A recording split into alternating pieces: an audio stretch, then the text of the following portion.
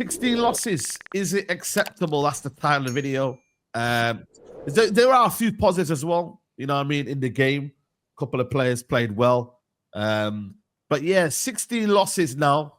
This is now. If I just give you the stats of the manager on the record that he's got right now, this is the record, guys. Amorim's record is 24 matches, 6 wins, 6 draws, but 12 losses. So, again, another loss here. And if I give you even more damning statistic as well, if you look at the Premier League, I think this is the league form.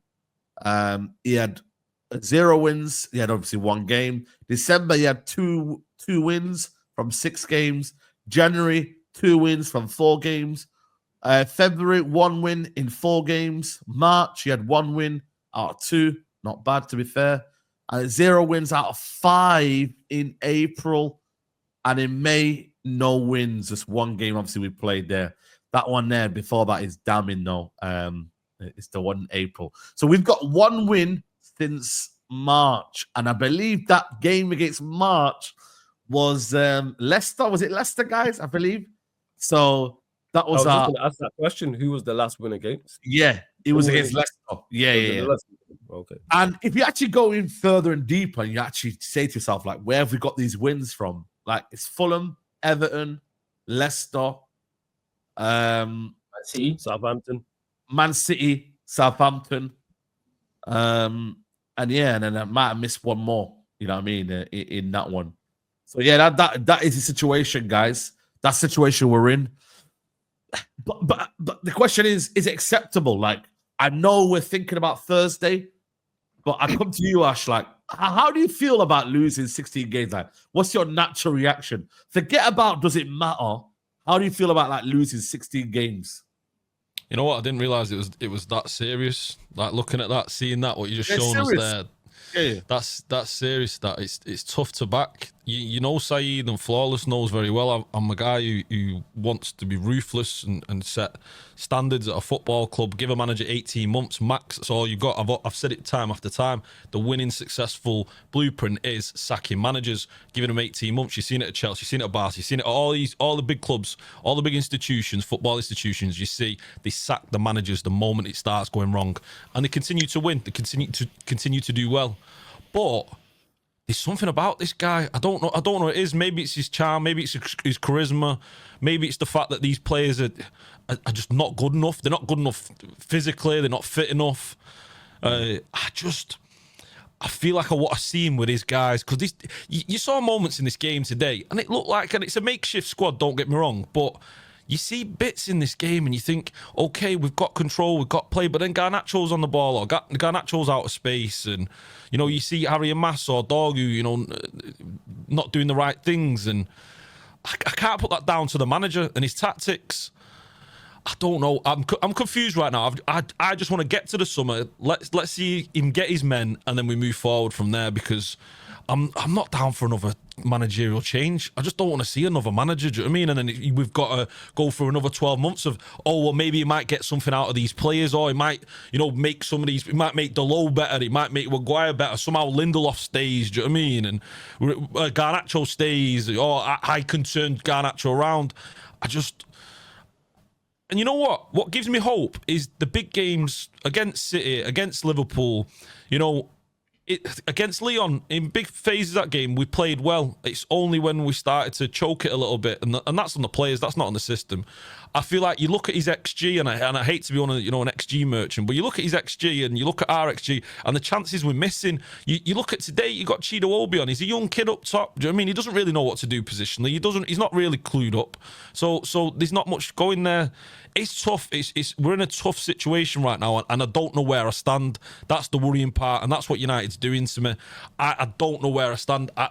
Part of me wants him gone, because you look at that abysmal record you've just shown there, and I think to myself, could it be better with another manager? A top tier manager doesn't need one doesn't rely on just one system. He can adapt, he can change, he can get the best out of players. You look at the Wolves manager, what he's doing there, that's making me think, okay, well, if he's doing that with a Wolves team, why can't Amorim do that with the United team that's just spent 600 million on this squad? You see Anthony over in Betis doing madness.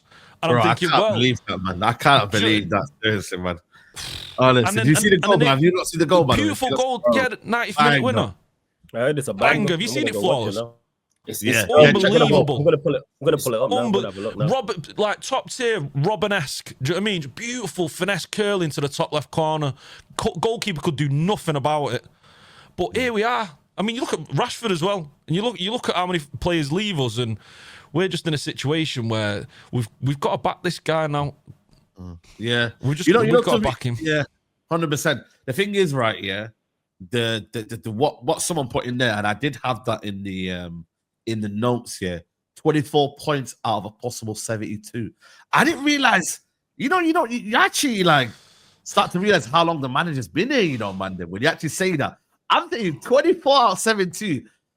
It's that like that's crazy, you know, when you deep it, you know. And then since he's took charge, on November 11, only now relegated sides Ipswich 3, Leicester 6, and Southampton 1 have won fewer games than United 6. Only them, and they're the bottom 3. They're the bottom 3. You know, when I actually deeped, I was like, shit, man. We are lucky we got Europa League. I tell you that, man, because the picture would be so much different, and that's why the Europa League is even more like you've got to win it. You know what I'm saying? There ain't not even like no win it. It's you've got to win it, man, or else, boy, man. You know what I mean? You know what they say? Curtains on the wall, flawless. That's curtains on the wall, man. You know what I'm there, bro? Like that's serious business. You know what I mean? So, and today I called it a vibe along today. I was just having a laugh today, man. But then I was laughing, but I was still like deep in like shit. Like it's another loss, you know, man. I mean, but then you have to say to yourself, right? But we really don't care. But then you do have to still like. I do believe though, the idea of saying you don't care though, like there's context to it. You feel me? Like you obviously don't want to lose. But at the same time, it's the significance of what it means. You know what I'm saying, Shells? Like that there, like, what is the significance of it? But then when you put it into the overall, I feel like it will affect this manager because later on, I'll tell you right now, the quotes that he said after, and it is a bit, you know, should you care? Should you care? What's the context of the caring? Do you know what it is? Yeah, it's like, I understand the free pass, and I completely understand that.